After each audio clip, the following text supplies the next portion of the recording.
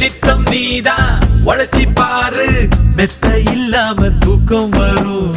சத்தம் இன்றி உதவி செஞ்சா வாழும் போதே சொர்க்கம் வரும். பாரதியே படிச்சு புட்டா பெண்களுக்கு வீரம் வரும். கால் மார்க்ஸை நினைச்சு புட்டா கண்களுக்குள் நெருப்பு வரும். பெரியார மதிச்சு புட்டா பகுத்தறிவு காணா வரும்.